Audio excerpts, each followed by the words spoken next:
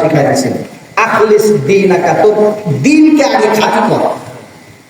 ইয়াকফিকাল আমালুল কলিল, আমল যদি অল্প হয় তো জান্নাতে যেতে পারবে। অনেক সাহাবীরা তার দ্বীনকে খাঁটি করে ফেলেছিলেন, যে কারণে অপবিত্র অবস্থায়ও জিহাদের ডাকে ছুটে গিয়েছেন, শহীদ হয়েছেন, আল্লাহ ফেরেশতা দিয়ে গোসল দিয়ে জান্নাতে নিয়ে গেছেন। সুবহানাল্লাহ। কিন্তু জিহাদ আছে আমাদের ভিতরে মোটে? কোরআনে 1000-এর উপরে আয়াত আছে জিহাদের জন্য, আছে না নাই? তাসবিহটা আছে, নামাজটা আছে, রোজাটা আছে, সব পালন করো, শুধু ওইটা বাদে। কারণ ওটা আকাশের মেঘ ডেকে আসে, কটকট কটকট শব্দ হয়, আমি কোনো ঝামেলা যাই না। আল্লাহ বললেন আমিলাতুন নাসিবা, জাতি তিন ধরনের আমেলা পাইছেন আপনারা। এক, 2 নম্বর আল্লাহ বলেন উজুহুন ইয়াউমাইদিন নাঈমা লিসাইহা রাদিয়া, লিসাইহা, ওই যে সাই শব্দ মনে রাখতে বলছিলাম না। আল্লাহ বলেন এক শ্রেণীর মানুষ তাদের দৌড়ের কারণে, সে দুনিয়ায় যেভাবে দৌড়াদৌড়ি করেছে সেই দৌড়ের কারণে রাদিয়া, সে খুশি থাকবে, সন্তুষ্ট থাকবে, তার চেহারা থাকবে উজ্জ্বল। ফি জান্নাতিন আলিয়া, সে থাকবে জান্নাতের মধ্যে। লা তাসমাউ ফিহা লাদিয়া, আর সেখানে সে কোনো খারাপ কথা শুনবে না। ফিহা আইনুন জারিয়া, তার জন্য সেখানে জারি থাকা প্রবাহমান ঝর্ণা থাকবে। ফিহা সুরুরুম মারফুআ, সারিরুন মানে হচ্ছে খাট, সারিরুন মানে কি? আর সারিরুনের বহুবচন জমা হলো সুরুরুন। আল্লাহ বলেন সুরুরুন মারফুআ, উঁচু উঁচু পালং থাকবে। কি থাকবে? আকওয়াবুন মাওদুআ, মাওদুআ মাওয়াদি মানে হচ্ছে জায়গা, মাওয়াদি মানে কি? যেটা যে জায়গায় থাকার কথা। এই মোবাইলটা এই খাপের মধ্যে থাকার কথা, এই খাপটাকে আরবিতে বলে মাওয়াদি। মোবাইলের কি? মাওয়াদি মানে মোবাইলটা এই খাপের মধ্যে থাকবে। এই মাইকের এটা হলো মাওয়াদি, মানে এর ভিতরে এটা থাকে। আল্লাহ বলেন জান্নাতের মধ্যে আকওয়াবুন মাওদুআ, তার মানে পানির গ্লাসগুলো পানির ওই ঝর্ণার কাছে জায়গা মতো ফিট করা থাকবে।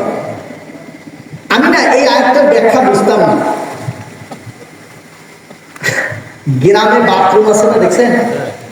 দূরে, ঘর থেকে দূরে, বদনা থাকে বাইরে। বদনা আবার নিয়ে যেয়ে ঘাটলায় খেজুর গাছের খাইতে, খেজুর গাছের খাইতে বাইরে নিচে নামিয়ে পানি উঠায় নিয়ে বাথরুমে একটা ঢেলে দিয়ে আসতে হবে। এরপর আবার এসে ওই খাইটাই নামিয়ে পানি উঠায় নিয়ে যেয়ে বসতে হবে। বুঝলেন কি? আচ্ছা, এরকম পরিস্থিতিতে আপনার বেগ খুব, আপনি যদি যাই দেখেন বাহ বাথরুমের সামনেই পানি বদনাটা ভরা রয়েছে, কেমন লাগবে? হ্যাঁ, প্রচন্ড রকম আপনি পিপাসার্থ, গিয়ে দেখলেন মরুভূমিতে পথ চলছেন, কূপ আছে কিন্তু কি নাই? পানি আছে কিন্তু তুলবেন কেমন? কিন্তু সেইখানে আপনি গিয়ে দেখলেন বাহ কূপও আছে, পানিও আছে, তারপরে রশি দিয়ে একটা বালতি ফেলানো আছে, আর একটা মস্ক, খালি একটা মস্ক পাশে পড়ে আছে, একটা গ্লাস পড়ে আছে, কেমন লাগবে? আল্লাহ বলেন জান্নাতের ভিতরে এরকম সব জায়গা মতো থাকবে। আকওয়াবুম মাওদুআ, পানির গ্লাসগুলো পাবে পানির কাছে, কোনো কিছু চাওয়া লাগবে না। আল্লাহ বলেন ওয়া নামারিকু মাসফুফা, নামারিক মাসফুফা, নামারিক মানে হচ্ছে বালিশ, মাসফুফা তাকে তাকে সাজানো বালিশ। মনে করেন রাত্রে বাড়ি গেছেন, যাই দেখেন বিছানা যেখানে ঘুমাবেন পালং ঠিক আছে, সব ঠিক আছে, বালিশ টালিশ আছে, মশারি আছে, মশারি কোনায় পড়ে রয়েছে, আর বালিশ একটা ওইখানে একটা এখানে একটা ওইখানে, কেমন লাগবে মেজাজটা কোনদিন দেখি? এই যে মনে করেন আমি এখন ওয়াশ করে মোটরসাইকেল চালাই, রাত 2টার সময় বাসায় যাবো, 2:30টার সময়, 2:30-2:30টার সময় বাসায় যাই যদি দেখি এই অবস্থা, মশারি কোনায় পড়ে রয়েছে, বালিশ, কেমন লাগবে বলতো? আর এই সময় যদি যাই দেখি বাহ মশারিটা সুন্দর টান টান করে টানানো, কোনো ভ্রমণ নেই, আর বালিশ দুটো সুন্দর করে পাশাপাশি রাখা, একটা আর একটা থেকে সরে যায়নি, সাজানো, কেমন লাগবে তখন? ঘুম তো দাঁড়ায় থেকেই শুরু হয়ে যাবে, ঠিক না? কেন আল্লাহ তাআলা জান্নাতের মধ্যে খাট, বালিশ, গেলাস এগুলো কেন বললেন জানেন? যেহেতু সময় পার হয়ে গেছে, একটা গল্প বলে এই কথাটা বুঝাই দেবে। এই আগের অংশের সাথে এই খাট, বালিশ, গেলাস, কয়টা শব্দ বলেছি বলেন? সুরুরুন খাট, আকওয়াবুন গেলাস, নামারেক কি? নামারেক মানে বালিশ। এরপরে আরো একটা আছে জারাবিয়্যু, জারাবিয়্যু মাবসুসা। জারাবি মানে বিছানা, চাদর, বিছানার চাদর। কয়টা কথা আছে এখানে? চারটা। বলেন আবার। সুরুরুন খাট, আকওয়াবুন গেলাস, নামারেক বালিশ, জারাবি কি? বিছানার চাদর। আচ্ছা বলেন তো, কোরআনের মধ্যে আল্লাহ তো বললেই পারতেন আরে জান্নাত, ওর ভিতরে সব পাবি রে, সব। আলাদা করে গেলাস, বালতি এসব বলার কোনো দরকার আছে? কেন বললেন? এইটা বলার জন্য একটা গল্প বলে দিয়ে বুঝে যাবে। তখন আমি কারাগারে ছোট্ট একটা রুমের ভিতরে থাকি। দ্বিতীয় দফায় 6 দিনের রিমান্ড মঞ্জুর হয়েছে। একটা ছোট্ট রুমের ভিতরে স্যাঁতসেঁতে জায়গায় থাকা। এক রুমের ভিতরে আমরা তখন প্রায় 20-30 জন, যেখানে থাকা যায় না 4 জন। আর বাথরুম এমন একটা জায়গায়, বাথরুম থেকে পানি পুরো ফ্লোরে চলে আসে। বাথরুমে কোনো পানি ছাড়লেই তা কি হয়? ফ্লোরে চলে আসে। আর ওই ফ্লোরেই আমরা থাকি, ওইখানে খাই, ওইখানে ঘুমাই। আরো 6 দিনের জন্য আমাকে আনা হয়েছে। আর অন্তত এখানে কয়দিন থাকতে হবে? 6 দিন। তারপরে কোর্টে হাজির করবো। এই স্যাঁতসেঁতে রুমের মধ্যে আমরা তখন কুরআনুল কারীমের আমরা নিয়ম করলাম যে ফজরের নামাজ পড়াবো, যে সূরা পড়বে সেই সূরার ওই দিন তাফসীর হবে। আমাদের কাছে তো কাগজপত্র নাই, মুখস্থ তাফসীর হবে। মাওলানা মনিরুজ্জামান সাহেব তাফসীর করতে আসেন না, উনি তখন 2 দিনের, ওনার 2 দিন মঞ্জুর হয়েছে কপালে দাঁড়া দিয়ে। তো উনিও তখন আমাদের সাথে। আমরা নামাজের পরে এই আয়াতগুলো নিয়ে তাফসীর করতাম। তো আমি তখন এই প্রশ্ন করলাম, না কি একজন যেন মনে হয় যেন হয় আমি না হয় চুয়াডাঙ্গার একটা ছেলে ছিল, তাও কে প্রশ্ন করলো যে আল্লাহ কোরআনের ভিতরে কত গুরুত্বপূর্ণ কথা বলবেন, এত বড় একটা গ্রন্থ, এখানে জান্নাতের নিয়ামত বুঝাতে গিয়ে এই বিশ্ববিদ্যালয়ের ছাত্র তো উল্টো কথা প্রশ্ন করে, এই বালতি, গেলাস, বিছানার চাদর, বালিশ, এই সব বারবার কি বলার দরকার আছে? এগুলো একটু বেশি বেশি মনে হয় না? ব্যাস, এটা নিয়ে যে জান্নাত করে বলা হয়ে গেল, শুয়ে পড়লাম। গভীর রাত, পরের দিন, এটা ফজরের পরের কথা, পরের দিন আজকের বাংলাদেশের অন্যতম একজন বিখ্যাত ব্যক্তি, আমি তার নাম নিলাম না, কালো মতো লোকটা, মোটা সোটা, আপনারা তাকে চেনেন, হেভি দাঁড়িয়ে সাবেক এমপি, আমাদের সাথে উনিও থাকেন। তো মোটা মানুষ তো, ঘুরেও আছে মোটামুটি। মেঝের উপরে শুইলে ওনার শরীর আর মেঝের কালো দুটো মিলে একাকার, চেনা যায় না যে চামড়া কোনটা আর মেঝে কোনটা। ওই যে আমাদের মুসলমানের মার্কা কালো। এইবার সে কি করছে, রাত্রে বেলায় আমাকে আবার মাঝে মধ্যে দোতলায় নিয়ে যায়, প্যারেড ম্যারেড মারে, আবার দিয়ে যায়, আরেকজনকে নিয়ে যায়, ওইটারে নিয়ে প্যারেড মারে, পরে আবার ওদের ফেরত দিয়ে আরেকজন নেয়, এইভাবে চলে আর কি। হ্যাঁ, তো এখন ওই মোটা ভদ্রলোক তিনি এবার সিট হয়ে শুয়ে করে নাক টানতেছে, বুঝতে পারছেন?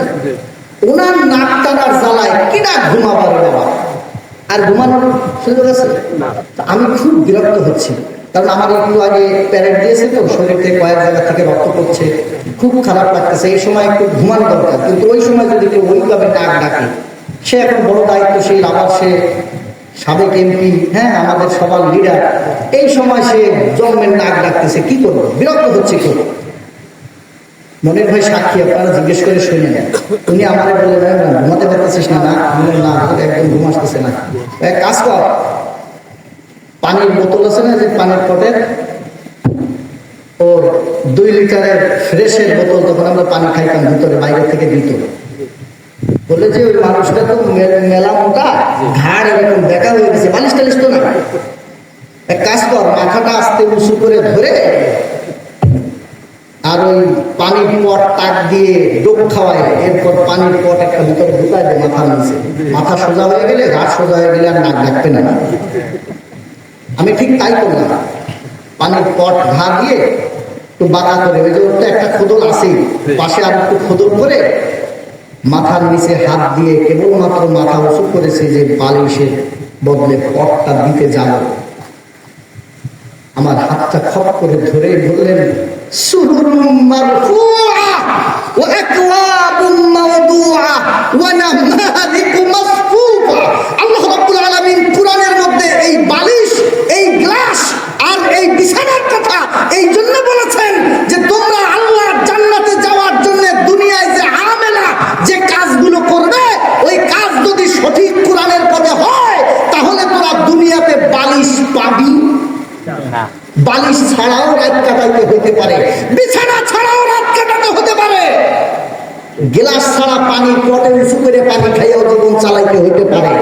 যেহেতু দুনিয়ার জীবনে এগুলো থেকে তোমরা খালি ছিলে, তাই কিয়ামতের ময়দানে আল্লাহ রাব্বুল আলামিন বলবেন, কুলু ওয়াশরাবু হানিআম বিমা আসলাফতুম ফিল আইয়ামিল খালিয়া। দুনিয়াতে তোরা মাথার নিচে খালিয়া বালিশ ছিল না, আজকে তোর জন্য তাকে তাকে সাজানো বালিশ। দুনিয়াতে তুই গ্লাস পাতিস না খাওয়ার জন্য, আজকে তোর জন্য গ্লাস। দুনিয়ায় তুমি খালি ছিলে, বিছানার চাদর ছিল না, মেঝেতে শুয়ে ঘুমাতে হতো, আজকে সেই জন্য জান্নাতে তোমাকে বালিশ দেওয়া হলো, বিছানা দেওয়া হলো। কারণ ফিল আইয়ামিল খালিয়া, দুনিয়ার জীবনে এগুলো খালি ছিল। এবার বলেন, কোন আমল জান্নাতে নিয়ে যাবে? টের পাইছেন? টের পাইছেন? শুধু আরামায়েশে থাকলেন আর হুজুর আলহামদুলিল্লাহ যা টাকা পয়সা পাই জীবন চলে যায়, কিছু আমি ব্যাংকে ডিপোজিট করে রেখে দিছি, সুদ যে কয় টাকা হয় তাতেই মাস চলে যায়, সুবহানাল্লাহ। আর বাকি সময়টা আমি ইবাদত বন্দেগী করেই কাটাই। আছে না? আছে। ইবাদত বন্দেগী করে কাটায়, কোনো কাজ কাম করে না, ভালো চলে আলহামদুলিল্লাহ। কারণ যা কিছু পাইছে ডিপোজিট করছে, সুদ যে কয় টাকা আসে তাতেই মাসে প্রায় 1040-45 আসে, ওই দিয়েই হয়ে যায় আলহামদুলিল্লাহ। এখন সে ইবাদত বন্দেগী করেই যাচ্ছে। ভালো করে শুনবেন, আল্লাহ তাআলা কোরআনে বলছেন দুই শ্রেণীর মানুষ হবে, এক শ্রেণীর চেহারা লাঞ্ছিত হবে, আরেক শ্রেণীর উজ্জ্বল হবে। লাঞ্ছিত হবে তাদের যারা কোরআনের সাথে এই ব্যবহার করে, আমি পাইলে ইসলামে আছি আর না পাইলে ইসলামে নাই। আর যারা না পাইলেও আমি ইসলামে আছি এই চিন্তা করে, ওর মাথায় বালিশ থাকে না, ওর মাথায় ওর খাওয়ার জন্য পানির গ্লাস থাকে না, ওর ঘুমানোর জন্য বিছানা থাকে না, ওর জন্যই জান্নাতের মধ্যে আল্লাহ রাব্বুল আলামিন সব ব্যবস্থা করে রেখেছেন। ও তাকাক, আফালা ইয়ানজুরুনা ইলাল ইবিলি কাইফা খুলিকাত। উটের দিকে তাকা, এই দুনিয়ার দিকে তাকা, ওই পাহাড়ের দিকে তাকা, ও আল্লাহর অস্তিত্ব খুঁজে পাবে। আর কিনা জেনে রাখুক মানুষেরা, যদি কিনা কেউ কোন অবস্থাতে মুখ ফিরিয়ে যায় এবং কুফরি করে, তাহলে আমি আল্লাহ বললাম ওর জন্য কঠিন শাস্তি, আযাবের ব্যবস্থা রেখেছি। আর মনে রেখো, একদিন সবাই দৌড়াদৌড়ি শেষ হয়ে যাবে আর আমার সামনে এসে হাজির হতে হবে। আর যেদিন আমার সামনে আসবে, সুম্মা, অতঃপর আমি তাদের কাছ থেকে হিসাব পুরোপুরি নিয়ে নেব। আফালা ইয়ানজুরুনা ইলাল ইবিলি কাইফা খুলিকাত ওয়া ইলাস সামাই কাইফা রুফিআত ওয়া ইলাল জিবালি কাইফা নুসিবাত ওয়া ইলাল আরদি কাইফা সুতিহাত ফাযাক্কির ইন্নামা আনতা মুযাক্কিরুল লাস্তা আলাইহিম বিমুসাইতির ইল্লা মান তাওয়াল্লা ওয়া কাফা ফায়ুআযিবুহুল্লাহুল আযাবাল আকবার ইন্না ইলাইনা ইয়াবাহুম সুম্মা ইন্না আলাইনা হিসাবাহুম। আমি সেই দিন তার হিসাব নিয়ে নেব। যদি কিনা দুনিয়ার আমল ভালো করতে হয়, জেনে রাখো একদিন হিসাবের মুখে দাঁড়াতে হবে। এই চিন্তাটা মাথার মধ্যে যদি ঘোরে, তাহলে তোমার আমল নামা ডান হাতে পৌঁছে যাবে ইনশাআল্লাহ। পারবেন তো ইনশাআল্লাহ? আপনাদের জন্য আজকের এই তাফসীর থেকে একটা মাত্র শিক্ষা। শিক্ষাটা কি? শিক্ষা হলো, আমি যা করতে যাই না কেন, যা বলতে যাই না কেন, যেই দিকে হাঁটতে যাই না কেন, যাদের সাথে শরীর প্রীত রাখতে যাই না কেন, চিন্তা করতে হবে একদিন কিন্তু আমার এর হিসাব দিতে হবে। সেদিন কি আমার দাড়িপাল্লা থাকবে না থাকবে না? সেদিন কি মিজানে আমার তা মাপা হবে নাকি হবে না? যদি আপনার হৃদয় ডাক দেয় যে না, খবরদার এটা করিস না, করবেন না, যা ক্ষতি হয় হোক, আমাদের বাপ যদি নিজের ছেলের গলায় ছুরি চালাইতে পারে, আমরা আমাদের জীবনের সবকিছু ত্যাগ করে হলেও আল্লাহ তাআলার পথে চলবো। তাতে মাথার নিচে বালিশ না থাকলেও আফসোস নাই, কারণ বালিশ যদি সারা জীবন থাকেই তাহলে তো আর জান্নাতে বালিশ মিলবে না। তাহলে বালিশ চলে গেলে কোনো আফসোস নাই, কারণ আল্লাহ আমাদেরকে উঠছে ও সাজানো বালিশ, দুনিয়ার বালিশ চান না আখিরাতের বালিশ চান। তাহলে আমলটা কিভাবে করতে হবে? আমলটা শুধু হিসাবের কথা খেয়াল রেখে করতে হবে। পারবো তো ইনশাআল্লাহ? আল্লাহ রাব্বুল আলামিন আমাদেরকে আখিরাতমুখী, তাওহীদমুখী জীবন গঠনের তৌফিক দিন। আমিন। আসসালামু আলাইকুম ওয়া রাহমাতুল্লাহি ওয়া বারাকাতুহু। আস্তাগফিরুল্লাহাল্লাযী লা ইলাহা ইল্লা হুয়াল হাইয়্যুল